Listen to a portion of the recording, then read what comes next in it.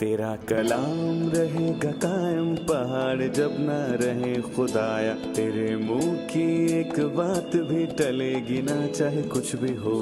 तेरी मान दिए है जिंदा सोने से भी कीमती, मेरा दिल ये दे गवाही है ये किताब अजीम।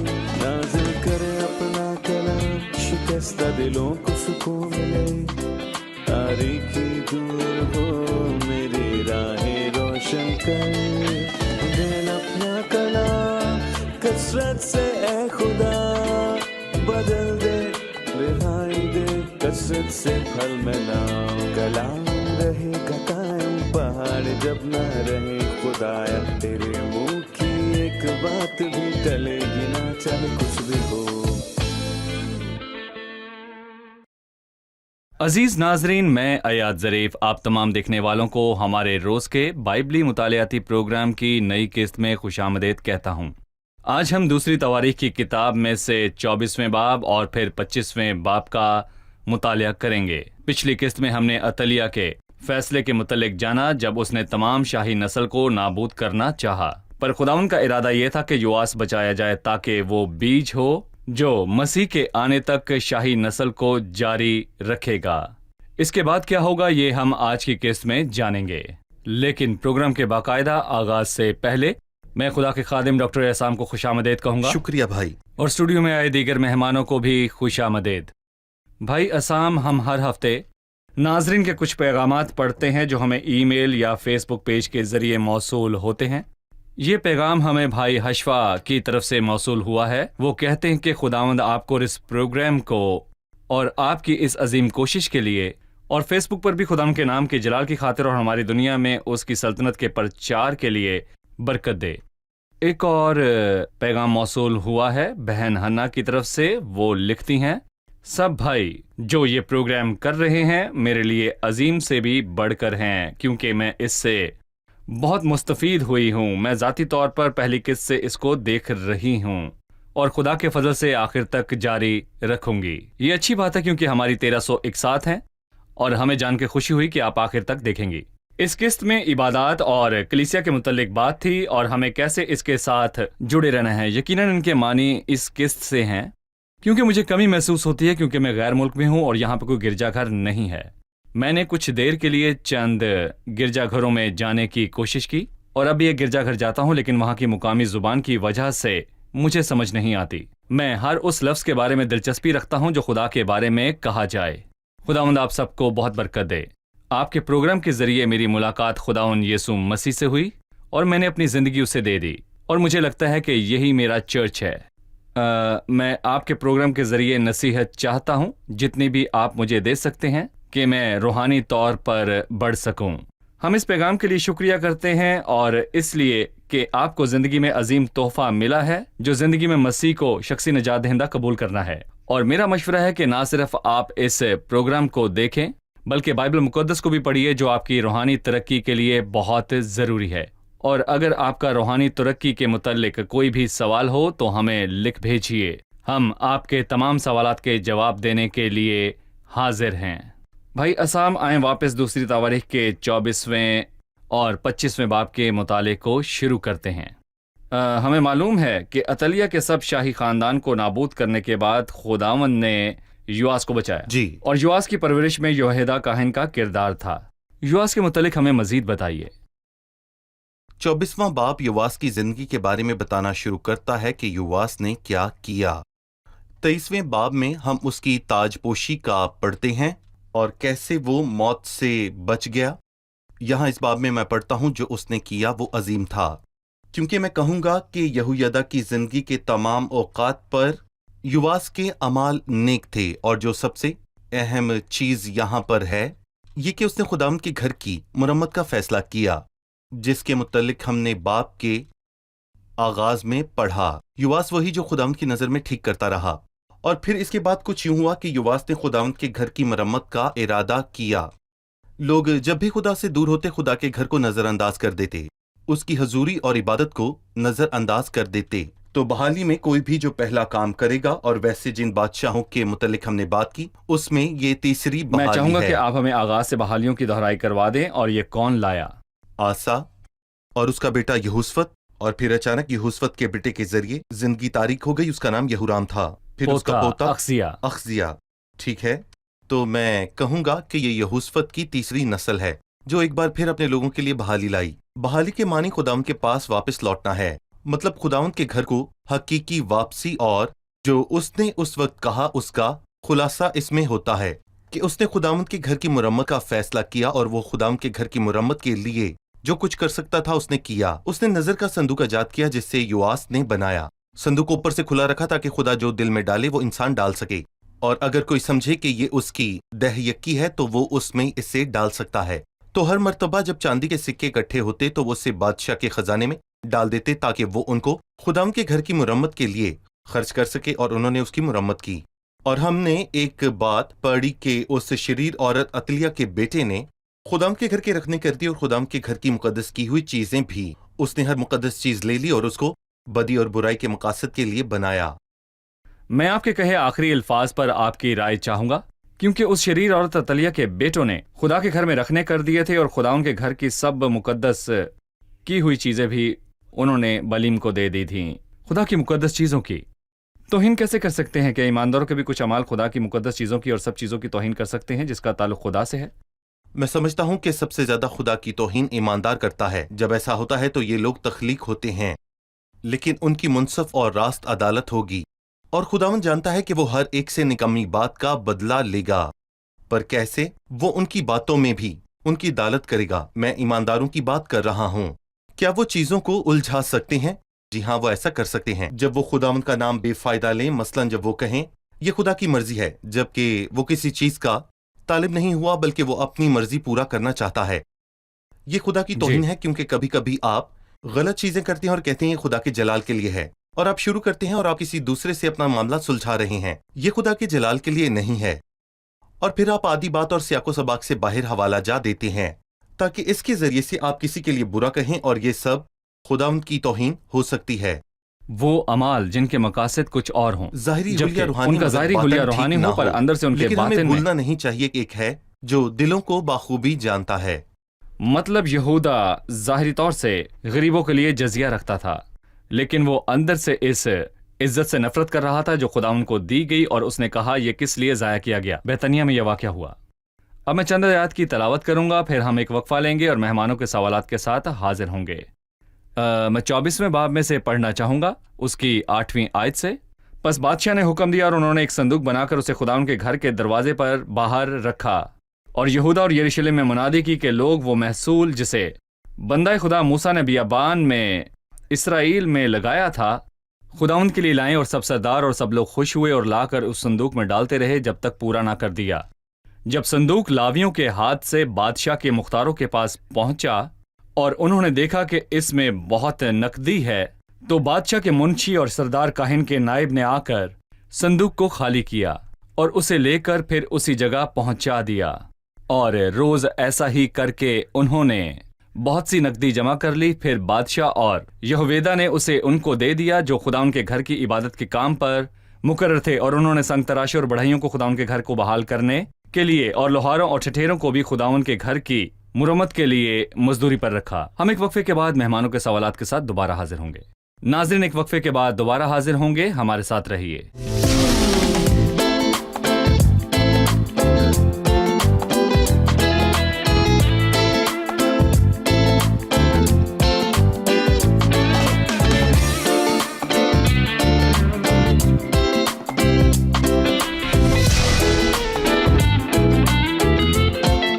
खुशामदीद। आइए बढ़ते हैं मेहमानों की जानिब और जानते हैं उनका सवाल। मेरा आपसे सवाल है, युवास ने चांदी की इतनी दौलत क्यों जमा की, और हमारे दौर में क्या हम इस अमल से कुछ सीख सकते हैं?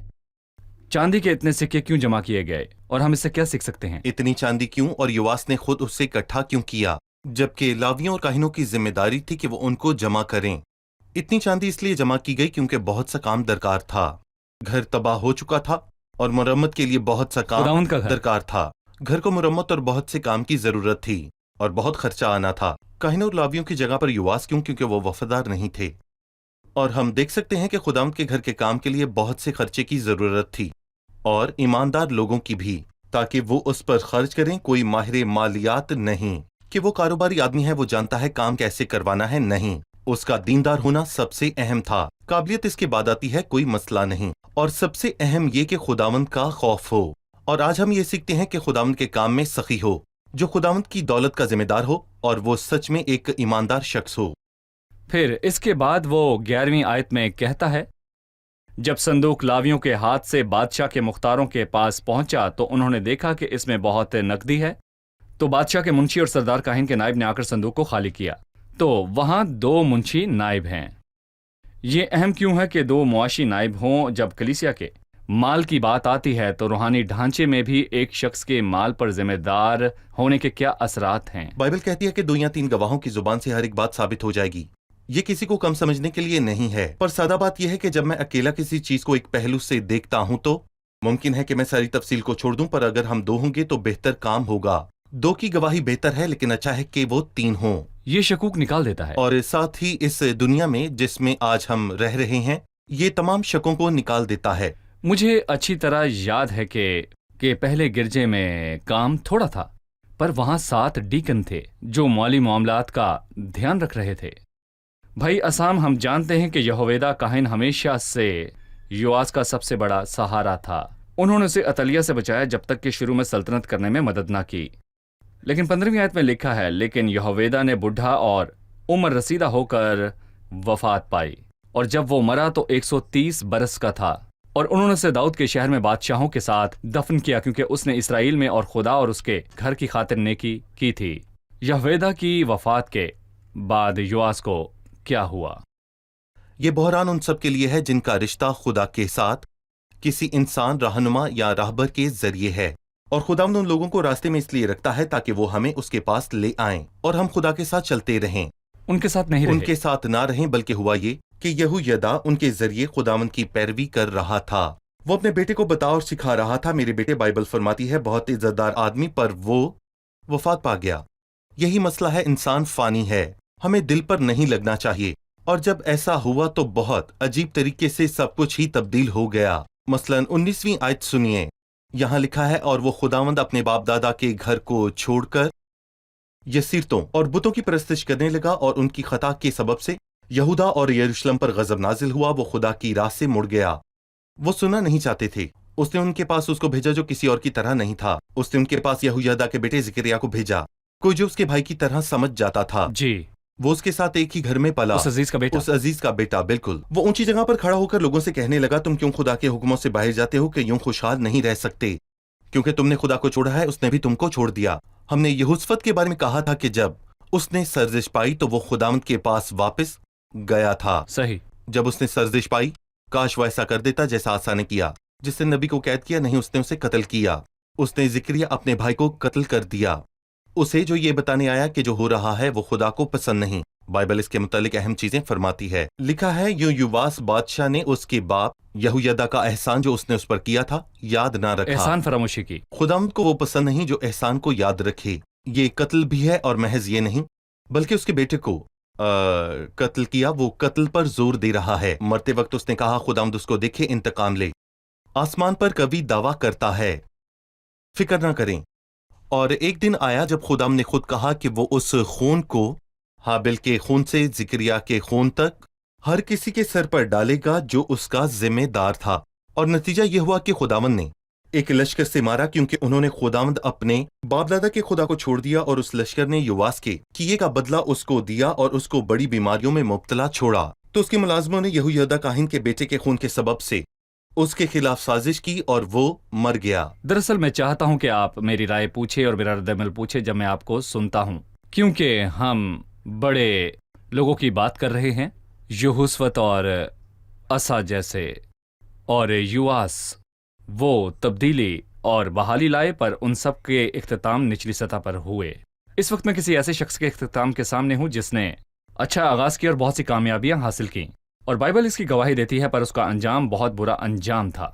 اور میں کیسے سیکھوں جبکہ میرے سامنے نمونہ بھی ایسا ہے؟ ڈر ہے کہ میرے ساتھ بھی کل ایسا ہو سکتا ہے. چند باتیں اہم ہیں. پہلی بات کہ آپ خوف زدہ ہوں. مجھے خوف زدہ ہونا چاہیے، کیونکہ خوف زدہ ہونا اچھا اور یہ سنجیدہ ہے. اور آپ کو معلوم ہے کہ ان لوگوں کے ساتھ کیا مسئلہ تھا. جب انہیں معلوم ہوا کہ وہ قابل نہیں، وہ اچھے نہیں، اور جانتے ہیں کیسے عمل کرنا ہے. اگر میں ایسا کرتا ہوں تو یہ زوال کا آغاز ہے، پستی کا آغاز. اس لیے خود سے خوفزدہ ہونا اور خدا سے دور ہونے کے باعث خوفزدہ ہونا ایک اچھا عمل ہے جو ہمیں خدا کے پاس واپس لائے گا. دوسری چیز جو میں بتانا چاہوں گا، یہ کوئی مثالی شخص نہیں. مثالی وہ شخص ہے جس کی آج ہمیں پیروی کرنی چاہیے، جس کے بارے میں کہا گیا تمہیں ایک نمونہ دے گیا ہے، اس کے نقش قدم پر چلو اور دیکھیں کہ مسیح کیسے رہا. اور وہ واحد ہے جس کی زندگی میں جو بھی ہوا لیکن پستی نہیں آئی. اور جب وہ یہاں انسان کے طور پر رہا تو اس نے شیطان کی آزمائش سے لے کر اپنی زندگی کے ہر پہلو میں ہمیں بتایا کہ کیسے جیتے ہیں. وہ عظیم ہے اور ہمیں ایک نمونہ دے گیا ہے تاکہ اس کے نقش قدم پر چلیں، خدا سے دور نہ جائیں اور اسے اپنا نمونہ بنائیں. اور یقیناً اس کا نتیجہ اچھا ہوگا اور آپ ساری زندگی فتح پائیں گے. بھائی اسام، یواس کی موت کے بعد بائبل مقدس ہمیں بتاتی ہے کہ تخت پر بیٹھنے والا شخص امسیہ تھا. میں چند آیات پڑھنے کے بعد ایک چھوٹا سا وقفہ لوں گا. 25ویں آیت سے میں پڑھنا چاہوں گا. امسیہ 25 برس کا تھا جب وہ سلطنت کرنے لگا اور اس نے 29 برس یروشلم میں سلطنت کی.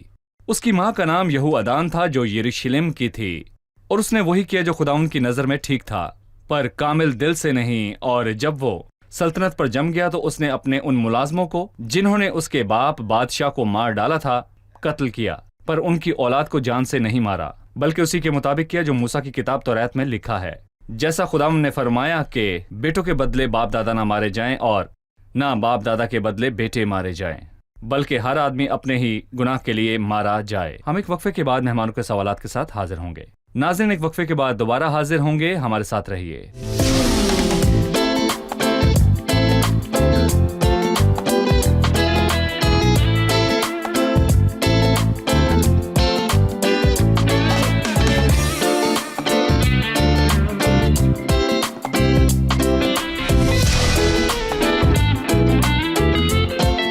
خوش آمدید. آئیے چلتے ہیں مہمانوں کی جانب اور جانتے ہیں ان کا سوال.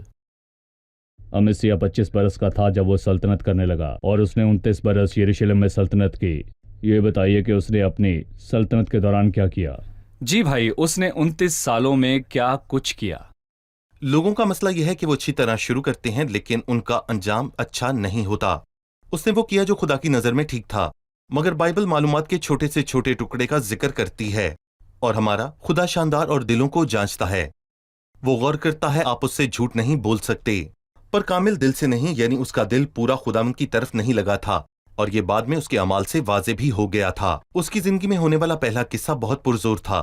پہلے اس نے ان کو قتل کیا جس نے ان کے باپ کو قتل کیا تھا، پر بائبل اس کے متعلق نہیں کہتی کہ اور اس نے ان کو قتل کیا لیکن ان کے بچوں کو قتل نہیں کیا، کیونکہ کوئی بھی اپنے باپ کی غلطی کی وجہ سے مارا نہیں جانا چاہیے. یعنی تو انصاف اس نے شریعت کو لاگو کیا جو موسیٰ کی کتاب توریت میں جس لکھا نے ہے، قتل کیا وہ قتل ہوئے. اور یہ اس کے کاموں میں کیا گیا. اس نے شروعات میں شریعت کو لاگو کیا اور یہ بہت خوبصورت تھا.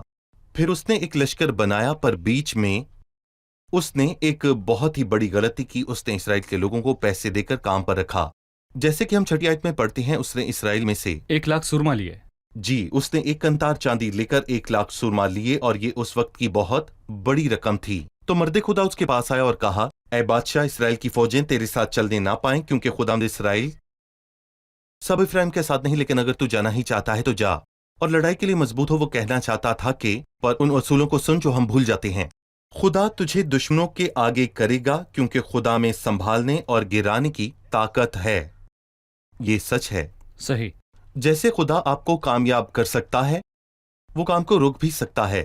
آپ اس کے ساتھ ضد نہیں کر سکتے. یونا نے سوچا کہ وہ کامیاب کرتا ہے لیکن نہیں جانتا تھا وہ ناکام کیسے کرے گا. وہ سمندر میں طوفان لا سکتا ہے اور جانتا ہے کہ اسے مچھلی کے پیٹ میں کیسے پھینکے، اور وہ بہت سی چیزوں کو جانتا ہے. اس کے بعد امسیہ نے کیا کیا؟ امسیہ نے ان لوگوں کو جدا کیا جو اس کے ساتھ آئے تھے، پر اس نے اس مرد کو کچھ بہت ضروری کہا. دوبارہ ہمیں ایک اہم اصول سکھاتا ہے. لیکن 100 کنتاروں کے لیے جو میں نے اسرائیل کے لشکر کو دیے، ہم کیا کریں؟ اس نے مرد خدا کو جواب دیا کہ خداوند تجھے اس سے بہت زیادہ دے سکتا ہے. مطلب کہ اگر خدا خوش ہوتا ہے تو نقصان میں بھی خیر ہے. خداوند جانتا ہے کہ آپ کو کیسے واپس دے گا. اس نے انہیں باہر نکالا اور نتیجہ یہ ہوا کہ خداوند نے اس وقت اسے فتح بخشی، اسے فتح ملی. تو یہ مرد خدا، وہ آدمی جس نے اسے جواب دیا، وہ مرد خدا جو پیغام لایا، اس نے کیا کہا؟ اس نے کہا اسرائیل کے لوگوں کو قبول نہ کرے کیونکہ وہ خداوند کی طرف سے نہیں. صحیح. اس نے اسے بتایا، پر رقم میں نے دی اور کہا خداوند واپس دے گا. اور اگر خداوند کو خوش کرنے کے لیے تو اسے کھو دے تو کوئی بات نہیں، پر کبھی ہم غلطی کرتے ہیں اور کہتے ہیں کہ ہم نے پیسے دیے. اگر آپ اصرار کریں تو آپ مزید ادا کریں گے اور زیادہ کھو دیں گے. جی. بات ہے کہ خدا سے ضد نہ کریں. یہ امسیہ کی کہانی ہے اور خدا نے اس کی مطاقبت سے اسے فتح بخشی تھی. اس نے ادومیوں کو مارا، لیکن ایک عجیب مسئلہ تھا. وہ شخص جو اسے شروع کرتا ہے پر ختم نہیں کرتا. امسیہ کا انجام برا ہوا. یہ بہت مشکل ہے. پہلے والوں کی پہلے طرح. والے کی طرح. پھر کیا ہوا؟ یہ ہوا کہ جب وہ ادومیوں کے قتل سے لوٹا، وہ بنی شیر کے دیوتاؤں کو لیتا آیا اور ان کو نصب کیا تاکہ وہ اس کے معبود ہوں. وہ دیوتا اپنے لوگوں کے کچھ کام نہ آئے. جن کو قتل کیا. انہوں نے اپنے لوگوں کی مدد نہ کی. تو آپ ایک چیز لیں اور آئیں اس کو لاگو کریں. وہ جو دولت پر تکیہ کرتے ہیں دولت ان کی مدد نہیں کرتی، اور وہ جو طرفداری پر تکیہ کرتے ہیں طرفداری مدد نہیں کرتی. خدا پر تکیہ کرنے کے بجائے وہ دولت اور طرفداری پر تکیہ کرتے ہیں. جاگیں، سنیں. اور خدا کے نبی نے اس سے کہا تو ان کے دیوتاؤں کا طالب کیوں ہوا جنہوں نے اپنے ہی لوگوں کو تیرے ہاتھ سے نہ چھڑایا؟ یہ بہت منطقی ہے. اس کی ضد دیکھیں. اس نے بہت سخت جواب دیا. اس نے کہا کیا ہم نے تجھے بادشاہ کا مشیر بنایا ہے؟ تو کون ہے؟ تم مجھ سے بات کرنے والا کون ہوتا ہے؟ چپ رہ، تو کیوں مار کھائے؟ تب وہ نبی چپ ہو گیا. سن، میں جانتا ہوں کہ خدا کا ارادہ ہے کہ وہ تجھے ہلاک کر دے، اس لیے کہ تو نے یہ کیا اور میری مشورت نہ مانی. نتیجہ یہ ہوا کہ جب تک اس نے خدا کی مشورت کو رد کیا، اس کو دی دوسری مشورت غلط تھی، اور اس نے اسرائیل کے بادشاہ یہواز بن یہوآخز کو کہلا بھیجا کہ ایک دوسرے کا مقابلہ کریں. کیا تو نے ایسا نہیں کیا جب تو نے میرے لوگوں کو کام پر رکھا، میرے پاس سے دور ہوا؟ لبنان کے اونٹ کٹارے نے لبنان کے دیودار کو پیغام بھیجا. اس نے اس سے کہا تو کون ہے جو مجھ سے بات کرتا ہے؟ پر وہ یاد دلانا چاہتا تھا کہ ہم تجھ سے مقابلہ کریں گے، لیکن امسیہ نہ مانا کیونکہ یہ خدا کی طرف سے تھا کہ وہ ان کو ان کے دشمنوں کے ہاتھ میں کر دے. وہ اس لیے کہ وہ ادومیوں ادومیوں کے معبودوں کے طالب ہوئے، اور اس کا نتیجہ بہت تلخ ہوا کیونکہ اس سے سب کچھ لے لیا گیا تھا. اور جب سے وہ خدا کی راہ سے پھرا، اس کے بعد 15 سال تک امزیہ عاجزی سے رہا کیونکہ وہ خدا کی راہ سے پھرا اور یروشلم کے لوگوں کے خلاف سازش کی. وہ لکس کو بھاگ گیا، پر انہوں نے لکس میں اس کے پیچھے لوگوں کو بھیج کر اسے قتل کیا اور وہ اسے گھوڑوں پر لے آئے اور یہودا کے تو یہ شہر ایک میں اور کے لیے دفن برا کیا. انجام تھا جس نے اچھا آغاز کیا تھا. جی، اب ہم اس پر رکے ہیں کہ تکبر کی وجہ سے، اور تکبر ہمیشہ مسئلہ ہے، انسان کے دل کا مسئلہ ہم ہے. امسیہ پر رکے ہیں. میں چاہتا ہوں کہ ہمارے ناظرین بعد میں ہمارے ساتھ اس مطالعے کو سمجھ سکیں، اس لیے ہمیں بتائیں کہ شاہی سلسلہ کس سے شروع ہوا، امسیہ پر ختم ہوا، اور ہم نے کتنے نبی دیکھے. ہم نے ذرا جنوبی تفصیل سے سلطنت بتائیے. یہودا کی سلطنت کے متعلق یہاں پر بات کی. ہم نے سلیمان کے بیٹے رہوبام کو دیکھا جب اس نے سلطنت کی اور اس کی تقسیم کا سبب بنا. اس کے بعد ہم نے اس کے بیٹے ابیا کو دیکھا. تیسرا بادشاہ آسا، چوتھا یہوشفت، پانچواں یہورام، چھٹا اخزیہ.